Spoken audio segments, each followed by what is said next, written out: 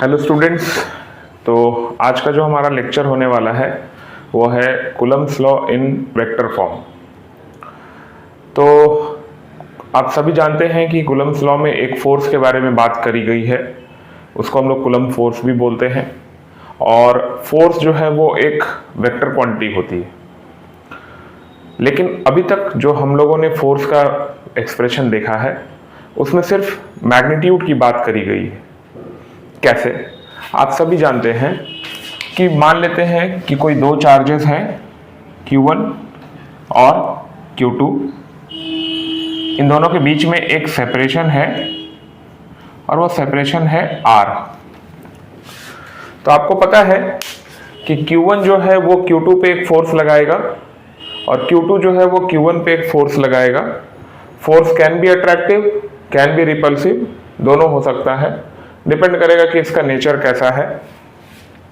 लेकिन जब हम उस फोर्स का वैल्यू लिखते हैं तो वो वैल्यू होती है F is equals to 1/4 pi epsilon naught Q1 Q2 upon R square, ये वैल्यू होती है।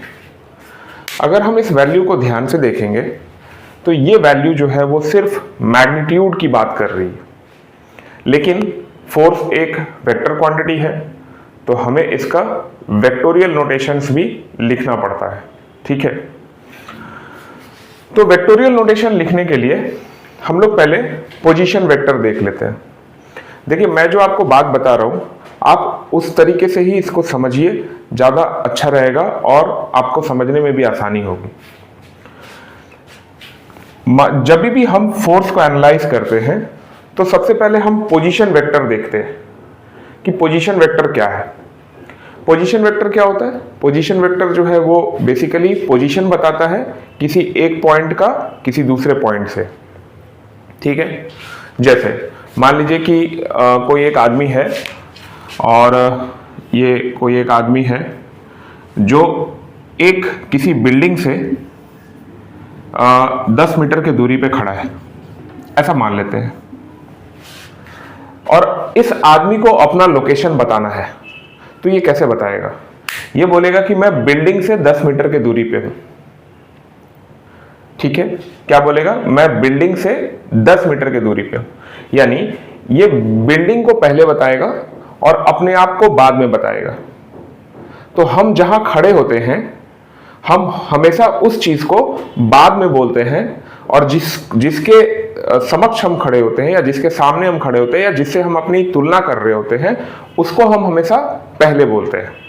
ठीक है, जैसे यहां पर ये चार्ज 1 है, ये किसी पॉइंट 1 पे है, और ये चार्ज 2 है, ये किसी पॉइंट 2 पे है। ठीक, और अगर हमें फोर्स लिखना है या हमें पोजीशन वेक्टर लिखना है तो सबसे पहले हम किसी एक चार्ज को रेफरेंस पकड़ लेते हैं जहां पर हम खुद खड़े हैं। जैसे मान लीजिए कि अगर हम Q1 पे खड़े हैं तो हम Q2 को देख रहे हैं, तो हम क्या बोलेंगे कि हम Q2 से किसी R दूरी पे खड़े हैं। हम Q2 से, अगर हम Q1 पे खड़े हैं और Q2 को देख रहे हैं, जस्ट ये बिल्डिंग वाला एग्जांपल, अगर हम Q1 पे खड़े हैं और Q2 को देख रहे हैं तो हम क्या बोलेंगे कि हम Q2 से किसी R दूरी पे खड़े हैं। तो याद रखिएगा कि जिधर हम देख रहे होते हैं या जिससे हम तुलना कर रहे होते हैं हम एरो उधर ही लगाते हैं। आपको याद होगा 11th क्लास में पोजीशन वेक्टर में एक एरो लगाया जाता था, क्योंकि वो वेक्टर है तो उसमें लाइन सेगमेंट और एरो दोनों होगा, क्योंकि मैग्नीट्यूड और डायरेक्शन दोनों रिप्रेजेंट करनी है। तो आप जिधर भी खड़े हैं और जिसको देख रहे हैं, आप जिसको देख रहे हैं उधर की ओर हमेशा एरो लगती। तो जब आप इधर की ओर एरो लगाते हैं तो इसको लिखा ऐसे जाता है। इसको अगर हम पोजीशन वेक्टर के तौर पे लिखें तो हम इसको ऐसे लिखते हैं R21 वेक्टर, R21। R2 का मतलब position vector of 2 with respect to 1, okay, या पोजीशन ऑफ 2 फ्रॉम 1।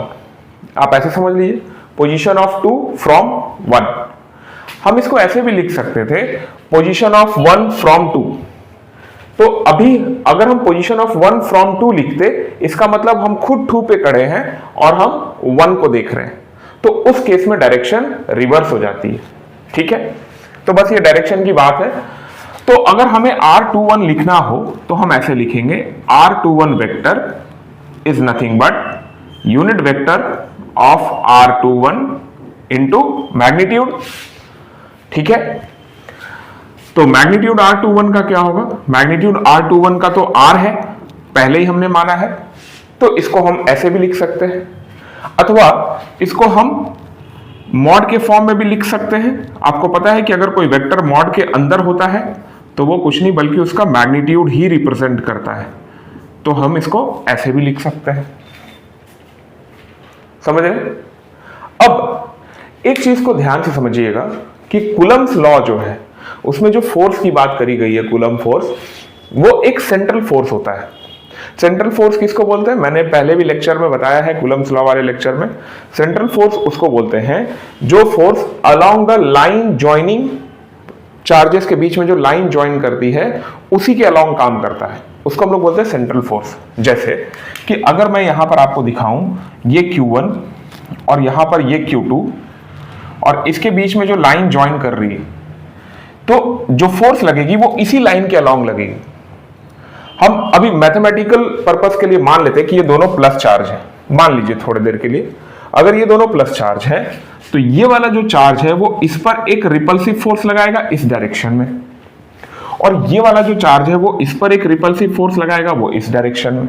ठीक है, तो ये जो फोर्स ऑफ रिपल्सन है इसको हम लोग बोलेंगे F21। याद रखिएगा, दो ही शब्द होता है, एक तो जिस पर फोर्स लग रही है और एक जिसके वजह से लग रही है, यानी force on and force by. So इसको हम ऐसे पढ़ेंगे, force on two by one. जिस पे लग रही है उसको F के साथ लिखा जाता है और जिसके वजह से लग रही है उसको इधर पीछे लिखा जाता है। वैसे ही अगर हम इस पे फोर्स लिखें तो इसको हम क्या लिखेंगे, force on 1 by 2, force on 1 by 2। ठीक, अगर हम F21 को कंसिडरेशन में लेते हैं, अगर हम F21 को कंसिडरेशन में लेते हैं तो हम फोर्स को क्या लिखेंगे, F21 into is equals to 1/4 pi epsilon naught Q1 Q2 upon, अब यहां पे समझिएगा, Q1 Q2 upon R square, Q1 Q2 upon R square, और चूंकि ये हमने इसका मैग्नीट्यूड लिख दिया तो इसका डायरेक्शन लिखने के लिए हम सिर्फ इस यूनिट वेक्टर का यूज करेंगे और हम इसको ऐसे लिख सकते हैं R21 कैप। चूंकि इन दोनों के बीच में जो दूरी थी वो R थी, हमने यहां भी R माना है, यहां भी R है, तो इन दोनों के बीच की जो दूरी है वो R है, तो नीचे में लिखा गया R स्क्वायर। ये पूरा कंप्लीट आपको मैग्नीट्यूड दिया, और अगर हम लोग मैग्नीट्यूड के साथ पोजीशन वेक्टर लगा दिए तो ये आपको डायरेक्शन भी दिया, सॉरी यूनिट वेक्टर लगा दिए तो ये आपको डायरेक्शन भी दिया, और मैग्नीट्यूड और डायरेक्शन ये पूरा कंप्लीट ये वेक्टोरियल फॉर्म बन गया आपका। ठीक है, this is your vectorial form.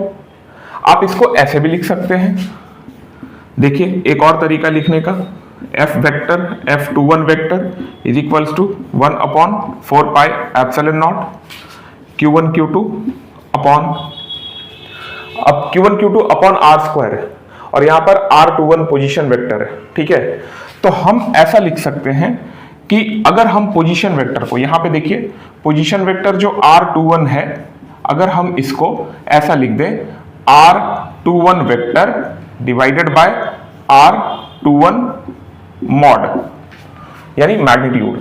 ठीक है, this position vector is written as, ये जो पोजीशन वेक्टर है इसको हम ऐसे लिख सकते हैं, इसको नीचे डिवाइड लगा दिए। ठीक है, तो इसका जो अगला तरीका होगा लिखने का वो ऐसा भी हो सकता है R स्क्वायर, और इसके जगह पर हम क्या लिखेंगे, R21 vector divided by R21 mod. ठीक, अच्छा अगर आप ध्यान से देखें तो ये जो मॉडुलस ऑफ R21 है ये बेसिकली R ही तो है, क्योंकि हमने R के जगह पे ही R21 लिखा था, क्योंकि मॉड के अंदर अगर वेक्टर होता है तो वो कुछ नहीं बल्कि मैग्नीट्यूड ही रिप्रेजेंट करता है। तो इसको हम ऐसे भी लिख सकते हैं कि F21 जो वेक्टर है वो कंप्लीटली क्या बनता है, 1/4 pi epsilon naught Q1 Q2 upon ये r ही है, इसलिए इसको r³ भी लिखा जा सकता है, और यहां पर ये r21 वेक्टर ऐसे रह जाएगा। तो ये भी एक पॉपुलर फॉर्म है, ठीक है। इस तरीके से भी वेक्टर फॉर्म लिखी जा सकती है। सवाल यह है कि आप किसी भी तरीके से वेक्टर फॉर्म को लिख सकते हैं, लेकिन वो वेक्टोरियली करेक्ट होना चाहिए। अब देखिए यहां पर जो एक्सप्रेशन आ रहा है डिनोमिनेटर में, यहां पर स्क्वायर आ रहा है, लेकिन यहां पर क्यूब आ रहा है। इसका यह मतलब कतई नहीं होता है कि वेक्टर लॉ जो है या कूलम्स लॉ जो है वो क्यूब लॉ को, इनवर्स क्यूब लॉ को ओबे करता है, ये मतलब नहीं है।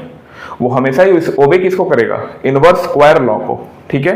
वो हमेशा ही इनवर्स स्क्वायर लॉ को ओबे करेगा, यानी जो डिस्टेंस है उसके स्क्वायर के हिसाब से फोर्स घटती है, ठीक। यहां पर क्यूब जो आ रहा है वो वेक्टोरियली लिखने के वजह से आ रहा है। इसका ये मतलब नहीं है कि कूलम्स फोर्स जो है वो इनवर्स क्यूब लॉ को ओबे करता है। Coulomb's law always obeys inverse square law. तो ये दो पॉपुलर फॉर्म है, हम लोग दो और फॉर्म नेक्स्ट वीडियो में जानेंगे। तब तक के लिए थैंक यू।